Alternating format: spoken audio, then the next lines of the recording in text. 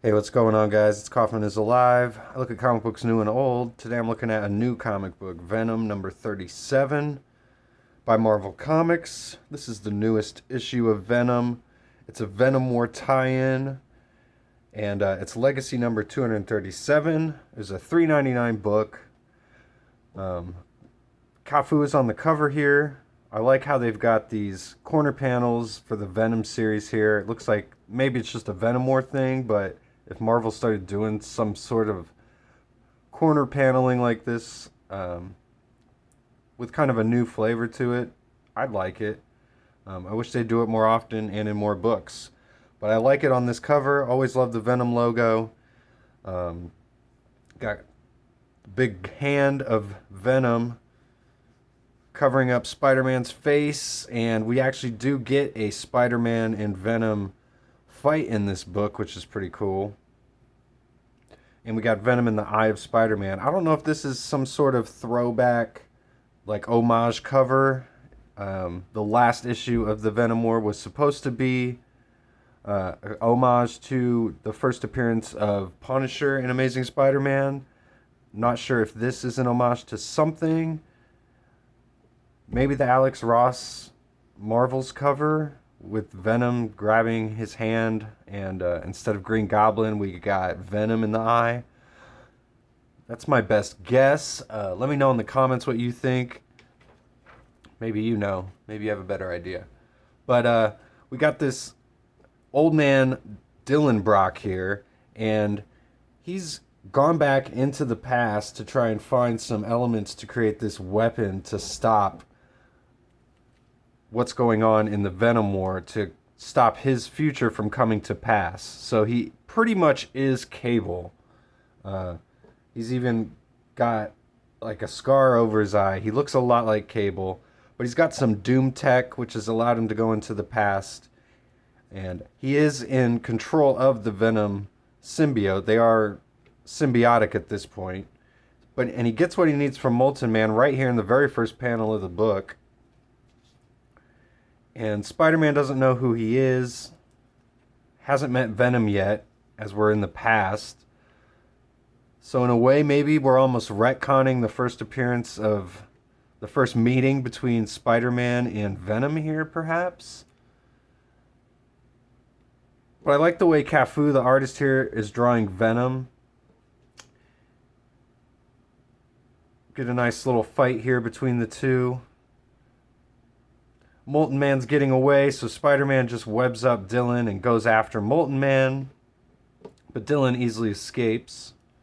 And we see Eddie Brock looking on, and he actually calls his future wife over here. And in almost like a Back to the Future moment, we got Dylan Brock looking at his parents saying, "I don't ever remember them this happy."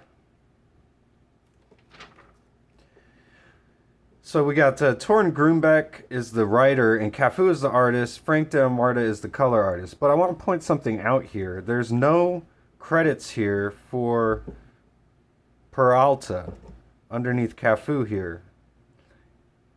And once we get to the Doctor Strange portion of this book, and Dylan and Doctor Strange teleport to this other dimension, we get this new artwork. And it's in a totally different style than Cafu's artwork from the rest of the book. Almost looks like colored pencil or a watercolor with the coloring here. And the book takes a totally different turn. And that artist, Peralta, is not credited here at all. So I did a little bit of research. Just looked it up. It said German Peralta is the artist, and he's not credited here, unfortunately, even though he does about half of this book. So they do get him on the cover here, but they forgot to credit him on the interiors. I don't see his name anywhere, so...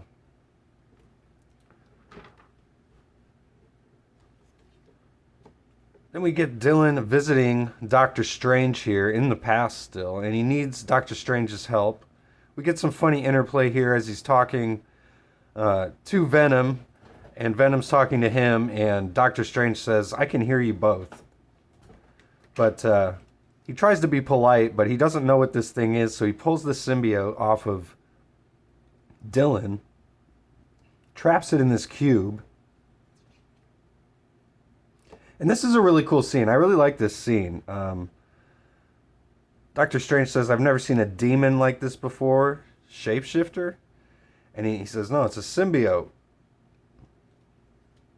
And he says, "The creature's keeping me alive. I'll die. I need it back." So he trusts him, and he lets the symbiote go back onto him. And we flash forward to later after they've already had a conversation. And Doctor Strange brings up that he sees the guys standing outside, but Dylan doesn't know who he's talking about. And he goes, "That's interesting."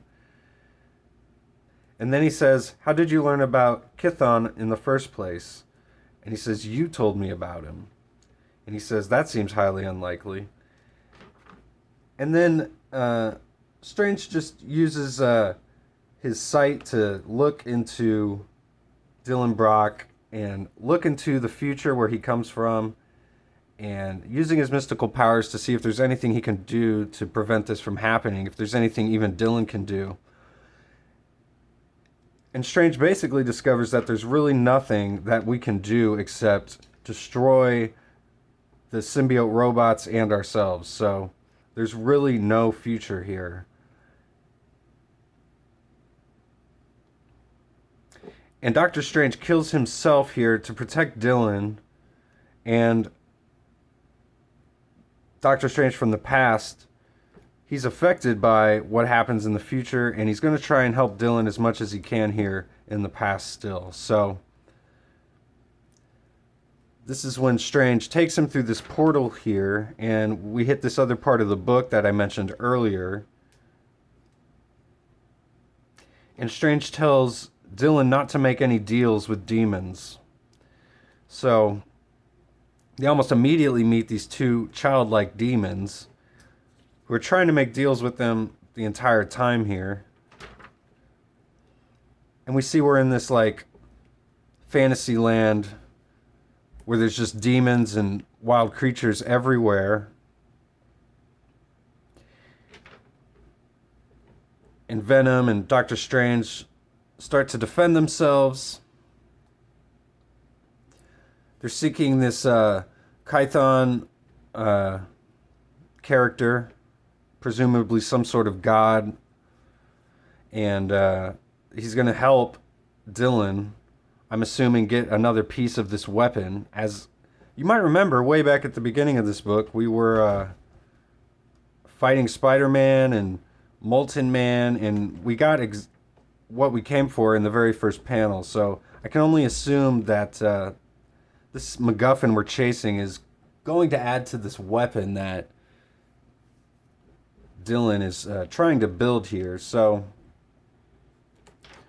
but some cool pages here by this artist Peralta, and we finish it with the ground shaking and this demon god that they're trying to find, perhaps showing themselves and saying, "Visitors, bring them to me," and it's to be continued. So this is part of the Venom War. We get the checklist here.